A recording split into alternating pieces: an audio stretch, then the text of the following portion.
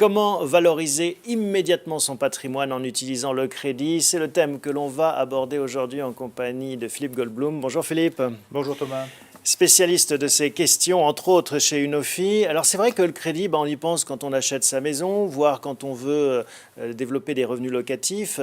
On y pense vraiment dans le contexte immobilier. Mais ça ne sert pas qu'à ce dessin. Est-ce qu'on peut prendre d'autres exemples? Oui, tout à fait. Alors nous, il se trouve que souvent nos clients nous interrogent lorsqu'ils ont comme objectif de se constituer des revenus complémentaires à l'horizon retraite, et également lorsqu'ils veulent préparer la transmission de leur patrimoine à moindre coût.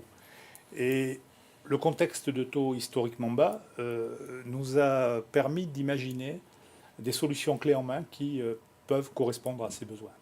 Alors, il n'y a rien de mieux que les exemples pour comprendre, être dans le concret. Est-ce qu'on peut prendre une illustration? Oui, le premier exemple que je vais prendre, parce qu'il est, le plus souvent mis en œuvre, c'est le profession libérale, 50 ans, avec de forts revenus professionnels, donc capacité d'épargne importante, et qui sait qu'effectivement, forcément, à l'horizon retraite, il va subir une décote importante au niveau des revenus professionnels. Ce que nous pouvons, après étude de son dossier, de son profil, de sa capacité d'épargne, de ses autres charges, c'est déterminer avec lui quelle enveloppe on peut consacrer à cette opération-là. On va donc lui proposer un crédit amortissable sur une durée d'une dizaine d'années, qui va correspondre... C'est ça la durée moyenne? C'est la durée moyenne, et là, en l'occurrence, dans l'exemple que je prends, ça m'arrange, parce que 55, 65, ça correspond à l'âge de la retraite, mais on peut effectivement aller de 5 à 15 ans, hein, donc c'est à peu près la fourchette. Là, prenons sur 10 ans, il va pouvoir donc, grâce à ce crédit amortissable, acquérir immédiatement des parts de SCPI, Notapierre, dont on parle souvent sur cette chaîne, et qui lui permettra donc d'avoir des revenus complémentaires à terme.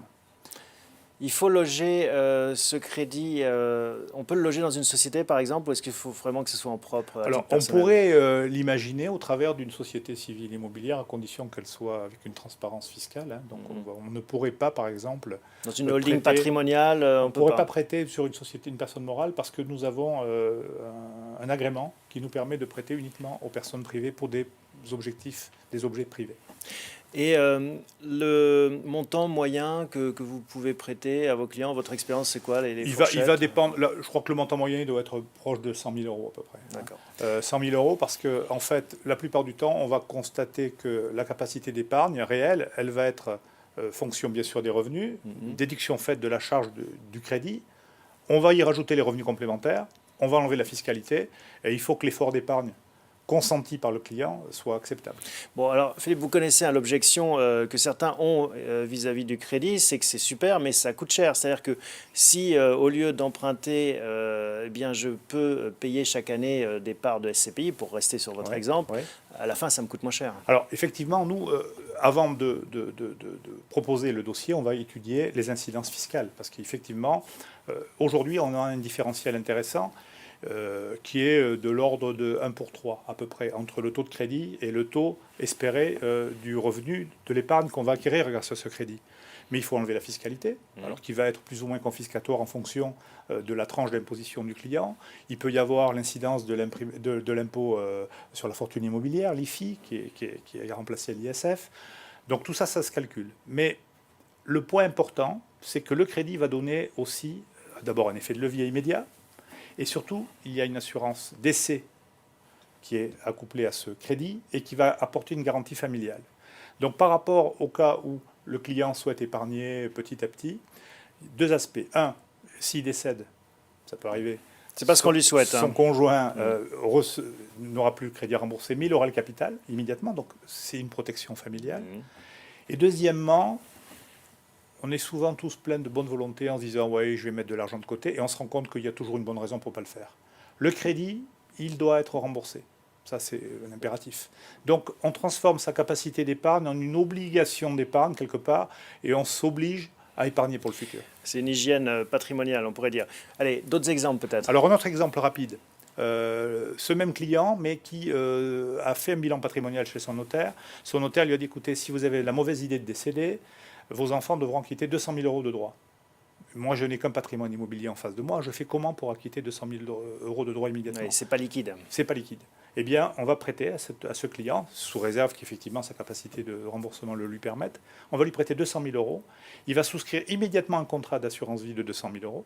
Ce qui fait que si demain il décède, le crédit est remboursé par l'assurance décès et ses enfants reçoivent immédiatement le capital de façon à leur permettre, par exemple, dans ce cas-là, de payer les droits de succession. Encore un exemple? Alors, juste un rajout sur cet exemple-là.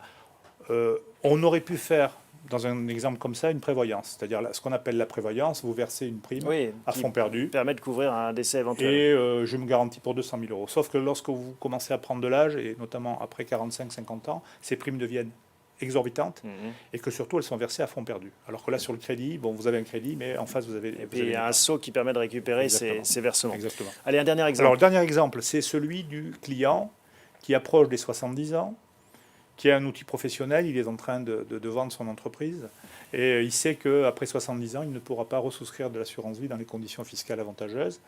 Eh bien, on pourra lui faire un crédit relais, cette fois-ci, donc on n'est plus dans le crédit amortissable, un crédit relais qui lui permettra d'une façon certaine de pouvoir le rembourser parce qu'il sait qu'il a un horizon court terme, une entrée d'argent, et souscrire immédiatement de l'assurance vie dans de bonnes conditions. Bon, on voit qu'en fait, finalement, le crédit peut être une arme s'il est utilisé à bon escient et bien sûr remboursé tout au long de... Enfin, il faut avoir une capacité d'épargne en fait régulière et une visibilité. Une visibilité régulière, tout à fait. Donc là, moi, dans ce genre de dossier, effectivement, chaque fois, on reprend le bilan patrimonial avec son notaire, qui nous permet d'avoir d'abord une vision, une analyse globale. Ça passe chez le notaire, donc? Alors toujours, toujours chez le notaire. Pourquoi? Parce que le notaire a une bonne connaissance de la structure familiale, une bonne connaissance de la structure du patrimoine immobilier.